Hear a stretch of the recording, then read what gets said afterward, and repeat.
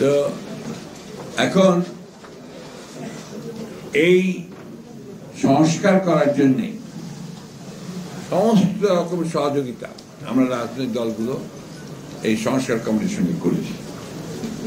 আমরা এই অন্তর্বর্তী সরকারের সঙ্গে সব রকম সহযোগিতা করেছি, কোথাও বাধা সৃষ্টি করিনি, কখনো কোনো বড় রকমের দাবি তুলে রাজপথে নেমে সরকারকে বিব্রত করিনি। কিন্তু দুর্ভাগ্যজনকভাবে আজকে কিছু সংখ্যক রাজনৈতিক মহল অত্যন্ত পরিকল্পিতভাবে নির্বাচনকে বানচাল করার জন্য, নির্বাচনকে ব্যাহত করার জন্য নিত্য নতুন দাবি তুলে তুলেছে। এমন এমন দাবি তুলছে যে আসলে বাংলাদেশের মানুষেরা পরিচিতই না। সংস্কার শব্দটার সঙ্গে আমাদের সাধারণ মানুষ পরিচিত না, একদম মানুষের মানুষ, তারপরে তো সেটা আমরা কিন্তু যখন আপনার এই কি সংখ্যানুপাতিক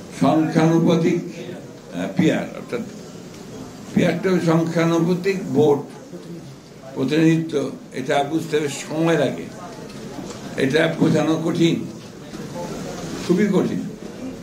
এরপরে আপনার আবার যে সমস্যা আরেকটা বড় যেটা হচ্ছে যে আপনি ভোট দেবেন, কাকে ভোট দিলেন আপনি জানেন না, ব্যক্তিকে চেনেন না।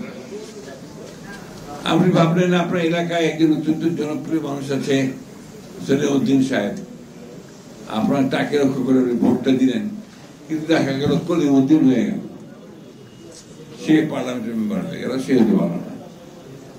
এই বিষয়গুলো কিন্তু এখনো আমাদের কাছেই পরিষ্কার না, সাধারণ মানুষের কাছে পরিষ্কার নয়। এইগুলো নিয়ে তারা হুমকি দিচ্ছেন, কথা বলছেন, এবং অত্যন্ত জোরে সোরে হুমকি দিচ্ছেন। আমার প্রশ্নটা হচ্ছে যে কেন করছেন এটা? আমরা তো এই জন্যে, আমাকে অনেকে আপনারা সেই সময় প্রশ্ন করেছেন, বলেওছেন, এবং অনেকে বকাবকিও করেছেন। আমি 7-8 দিন পরেই, 5 তারিখের পরে 7-8 দিন পরেই আমি আমার পার্টি অফিসের সামনে 3 মাসের মধ্যে নির্বাচন দিতে বলেছিলাম।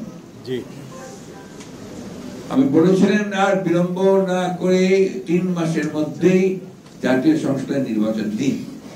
আমাকে তখন সবাই সাহসী আক্রমণ করলো, খালি নির্বাচনই বোঝেন, ক্ষমতায় যেতেন আর কিছু না। তার কিন্তু মূল বিষয়টা তো অন্য জায়গায়। আমরা তো ঘর পোড়া গরু। আমরা দেখেছি যখন একটা পরিবর্তন হয়, সেই পরিবর্তনগুলোর সুযোগ নিয়ে নেয় অন্যরা, এবং যত দেরি হয় গণতন্ত্রের প্রত্যাবর্তনের, নির্বাচনের, তত সেই সুবিধা বেড়ে যায়। আপনি দেখুন এই যে 1-11 হলো, 1-11 তো তাদের বক্তব্য ছিল যে নির্বাচন, ইলেকশন দেবে, কেয়ারটেকার গভর্নমেন্ট 2 বছর থাকলো। 2 বছর থেকে লাভ কি করলো? ফ্যাসিস্টের হাতে ক্ষমতা তুলে দিল, আওয়ামী লীগের হাতে ক্ষমতা তুলে দিল, যার ভোগান্তি আমাদেরকে পোহাতে হলো 15 বছর, 16 বছর, এবং বাংলাদেশের অর্থনীতিকে শেষ করলো, বাংলাদেশের রাজনৈতিক কাঠামোকে শেষ করলো, মানুষের মন মানসিকতা সবকিছু পরিবর্তন হয়ে গেল। আমি কোনোদিন রাজনীতিতে আপনার ডিপ্রেস ফিল করিনি, হতাশ হইনি। আমি সব সময় আপনার সবাইকে সাহস দিয়েছি। আমরা এই যে বসতাম, আমরা একসঙ্গে সবসময় সাহসের মধ্য দিয়ে চলেছি। ইদানিং মাঝে মাঝে আমার কাছে আপনার হতাশার ছায়া ঘোরাঘুরি করে। কেন বলবেন আপনারা? কেন? যেদিকে তাকাই দেখি আর বেশিরভাগ মানুষই আপনার নষ্ট হয়ে গেছে, নষ্ট হয়ে গেছে। দুর্নীতি, দুর্নীতি, দুর্নীতি। আপনি কোন অফিস আদালতে যেতে পারবেন,